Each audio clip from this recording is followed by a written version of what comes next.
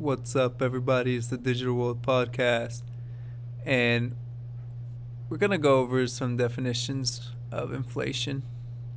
And, well, maybe not so much definitions, but we're gonna get to the nail of this thing. We're gonna get to the bottom of this. And I think something that Peter Schiff says is really important. I was actually just listening to one of his podcast episodes, and he clearly outlined what inflation is being portrayed as, especially in this era of heavy propaganda. And I'm going to try to be as straightforward as possible, but also, um, you know, be careful of the overlords, for lack of a better word.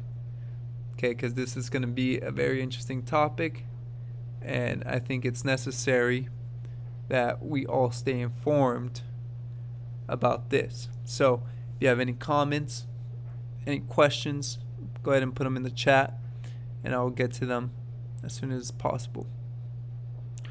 So, transitory shortages and inflation are actually your quality of life being stolen right before your eyes. And this is what a lot of people don't realize, right? Just because they're not taxing it from your check doesn't mean they're not stealing it. So not only are they taxing you heavily for the amount of work you do, but also it's the secret tax that no one sees, and that's higher prices on things. And as you see these higher prices take place, your quality of life diminishes. And I like this statement by George Gammon. And he says, my bank account and my asset portfolio has gone up tremendously in the past 18 months. But my accessibility to things and my ability, my freedoms to be able to access these goods and services has been diminished. So in reality, I'm much poorer than I was 18 months ago. Because just because you have all this money or numbers, increasing numbers in your bank account, if there's a shortage of goods and services or a lack thereof of these goods and services, then it doesn't matter how much money you have if there's not enough or you don't have access to that. You're indeed much poorer, because life is not just about how many dollar bills you have in your account, but the access and the freedom you have with those dollar bills. And so people don't see it this way. And I'll get the next article, which has to do with Peter Schiff, clearly defines that case.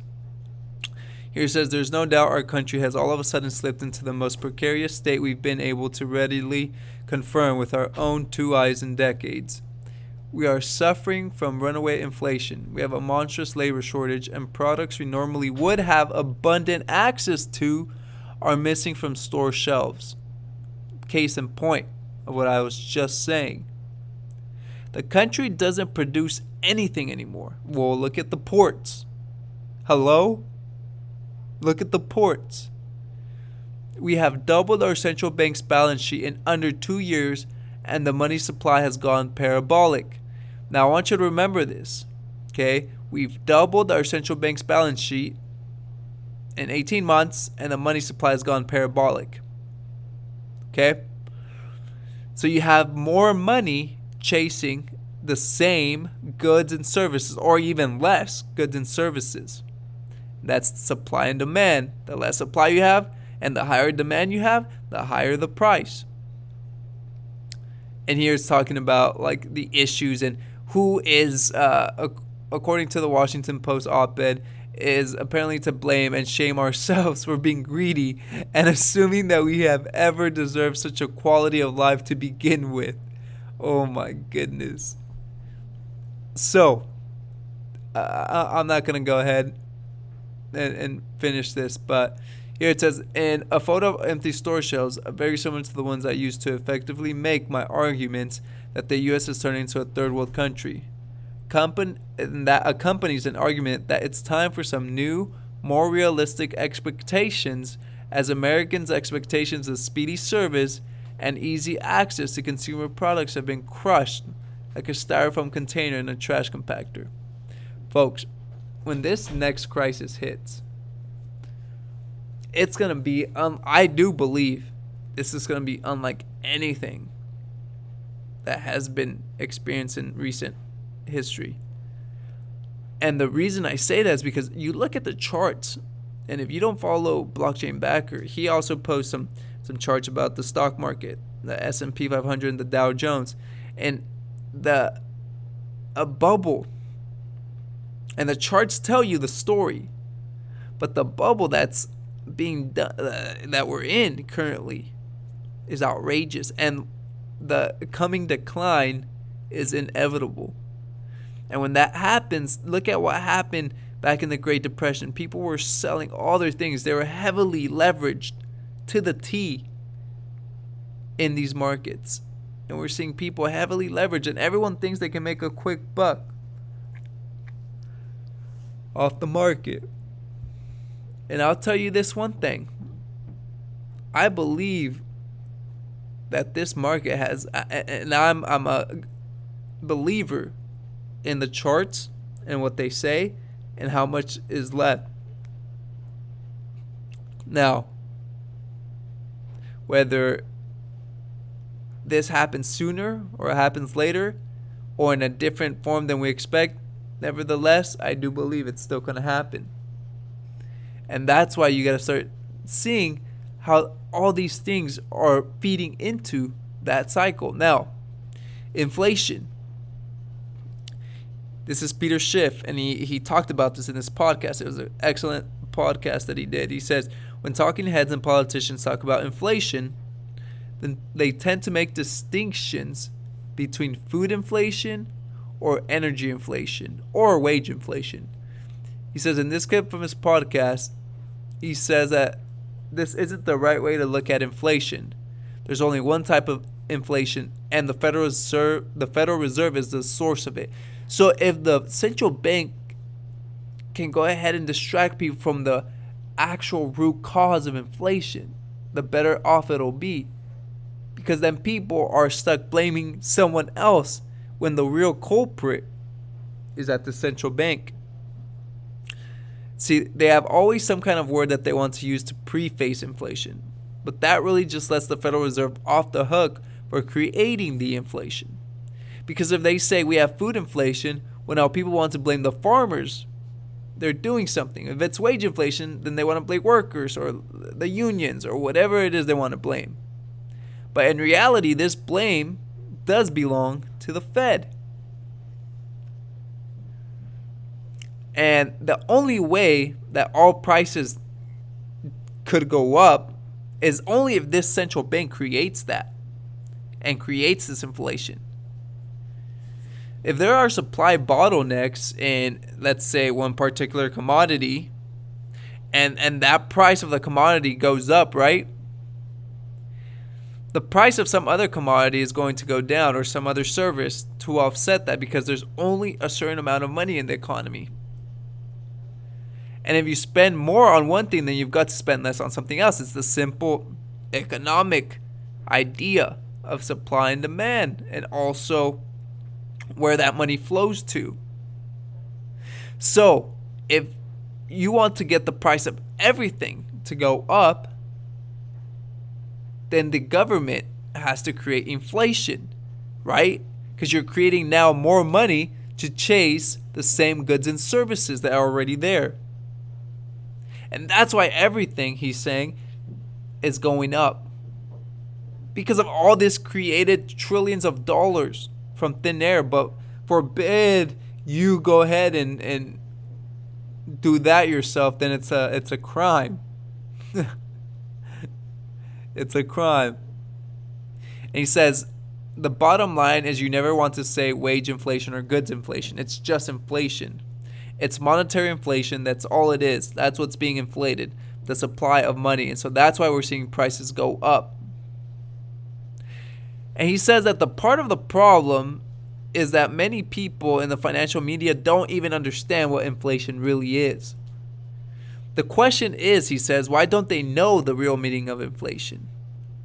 And this is the nail in the sure place. Look, he says, that has to do with the success of the government's propaganda campaign to confuse the public and the media as to the true definition of inflation, so that they don't realize what the source is. And if you can keep people away from the source, then you never get the blame. And if you never get the blame, you can keep this, whatever game you want to call it, going. And he says, because once that inflation is properly defined and there's only one source you can attribute it to, and that would be the U.S. government and the Federal Reserve, the U.S. government runs the budget deficits and the Federal Reserve monetizes those deficits and they print more money. So you see the Fed and the government working side by side to create that inflation. But people don't see it that way whatsoever. And that's where the real problem lies. And we see this climate change agenda that is even, it's really going to take a toll, I believe. And make matters worse. I do, like I said, I do believe there's probably going to be a deflationary period. If you don't follow Mike Maloney, I highly recommend it. A deflationary period followed by a hyperinflationary period. Now I'm going to summarize some of these points here of this article. BlackRock, trillions of assets under management, one of the biggest institutional funds or institutions that handle money that there is worldwide. The CEO admitted that despite what many are opining, the green energy transition is nearly certain to be inflationary. Okay, he says it's early in the year, energy prices are already experiencing unprecedented spikes in Europe, Asia. But most Americans are not aware of the severity, and that's because they think just because it's not happening to them that it's never going to happen. Dead wrong. This is something I've been talking about. And I said, if you see that happening over there, it's just a matter of time before it comes and hits here in the States. The people are dilly-dallying. And you don't want to get caught off guard when it comes to this. You don't. The point that many British residents being faced with the fact that they may need to ration heat. Listen to this.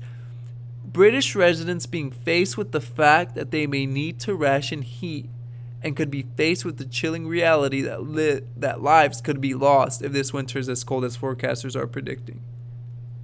Now, that is a sudden dose of reality where you can start losing people because of the lack of warmth, a shelter. One of the top 3 things I always talk about is food, water, shelter. Everything else is a bonus, especially when things get rough. And you can argue that shelter could be anything, but as long as you have food and water, you can pretty much handle a lot of it. It says because of the huge increases in energy prices, the inflation in the Eurozone recently hit a 13-year high, heavily driven by natural gas prices, which on that continent are equivalent of $200 oil. Jeez. It says it used to be that the cure for extreme prices was extreme prices, but these days, who knows? It says oil and gas producers are very wary of making long-term investments to develop new resources given the hostility to their industry, etc., etc. It says, I expect global supply to peak sometime next year, and a major supply deficit looks inevitable as global demand returns to normal. And here's the thing, people, and here's in Norway specifically, and everywhere, are starting to buy more electric vehicles than it usually happens.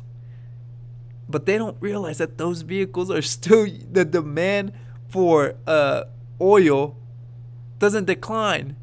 It stays the same or even higher. because you need to generate that electricity to charge your vehicle anyway. But people don't understand that, and because they don't make the effort to become informed. Very crucial. It says China, despite being the largest market for electric vehicles, is still projected to consume an enormous rising amount of oil. About 70% of China's electricity is generated by coal, which has major environmental ramifications in regards to EVs. 70%. And they want to start getting rid of that. Do you realize the crisis that it will bring? Okay? And and that's what I'm trying to point out, that this green agenda and economy, while it will seem like you're being a good steward, which you should be, because who doesn't want to take care of their surroundings, right? Where you live, it's common sense. But when you start seeing this kind of thing being talked about, but there's no logic and it makes no sense, then that's when you see people going against it. That's when you see people starting to ask questions, because this doesn't make sense. And that's why I bring this information so you guys can also become aware. This is not me just, spitballing whatever my opinion is here. While I also am giving my opinion, but I'm telling you, I'm backing it up with different events, with different stories happening across the globe. So this is not me just randomly coming up with this stuff. No. It's important to stay on top of this, stay informed. All right, last article before I conclude this. Okay. We see gas stations across Iran are crippled by massive cyber attack. So, folks, top three important things: food, water, and shelter. Okay? Those things are three important topics that I reiterate here. And two of the things that I always talk about that make these three necessities important are a cyber attack and an energy crisis. And those kind of go hand in hand. So it says Iran has announced that the country's energy infrastructure was hit by a massive cyber attack, which left the state subsidized gas stations across the country out of commission, resulting in long lines of cars. The timing is interesting given it has happened near the 2-year anniversary mark of deadly nationwide protests following serious gas shortages and price hikes in fall of 2019. It says the activist nature of the hack is further revealed in an Iranian media, in that Iranian media is reporting that a message showed up in national computer systems that were hacked that addressed so-and-so with the words, "Where's the gas?" Jeez. So, long queues have been formed in front of gas stations. You see it here. I'll play this video for you. پمپ بنزین جاده صدرا تجمع واسه بنزین.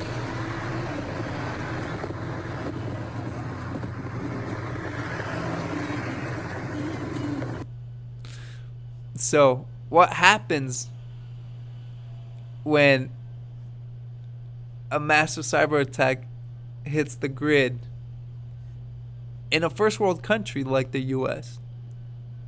What do? What happens when the military warns you to prepare for a 2-week